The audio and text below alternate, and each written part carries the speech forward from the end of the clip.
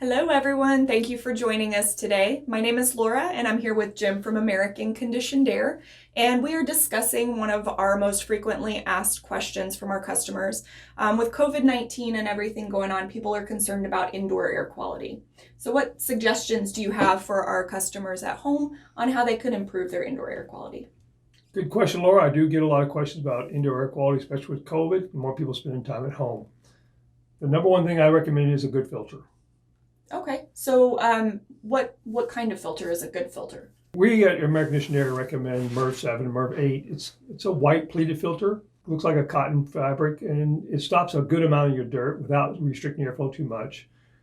You can go from a fiberglass woven one, which is not a good quality filter, all the way up to MERV 15 HEPA certified filtrations. That's the options that you have. Okay, so if the MERV 13 and 15 are higher quality, why wouldn't I just get that? Very good question. A lot of people don't ask that. The number one thing about cooling and heating is airflow. And air filters at some point start restricting your airflow, and you can't restrict it too much, otherwise you affect the performance. And you could affect it to where it's detrimental and it'll stop functioning altogether. Okay. And with filters, how often do I need to change them? Another good question. It can vary. My number one recommendation to all customers who ask me that is check monthly, change required. Okay. So how do I know though if it needs to be changed? Use your judgment. I would say another thing is be sure you check on a regular basis. And what I would recommend for that is using your phone, set up a calendar appointment to say check filter. When you look at it, take a new one and an old one. If it still looks pretty clean, like white, if it's white, it can be blue and other colors. If it looks dirty, dusty, or that, use your judgment and change it. And different people have different standards of dirty.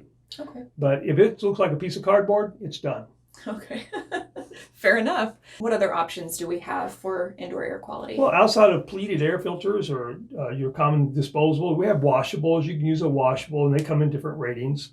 There's also air purification systems that manufacturers provide and sell that do ionization, and they do the HEPA and all that. And to install that, though, usually you're going to need a technician or a company that's licensed to know what they're doing to put that in. It's usually not installed by a homeowner. Okay. And I've also heard about UV lights. What do those do? UV stands for ultraviolet light. It's basically putting the sunshine in your ductwork. We install those typically just past the indoor coil where the moisture and all the problems can arise, so that it eradicates any germs and all that as it passes through the coil and before it goes into your home.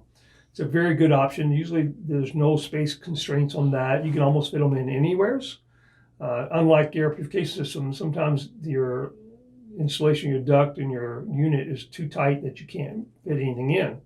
But UV lights can go into pretty small spaces, and it has a really good benefit. Okay, great. Well, thank you very much for the information. And if you guys have any questions about indoor air quality or what might work for you, give your trusted HVAC professional a call, or you can call Jim if you don't have one, and we'll get you taken care of.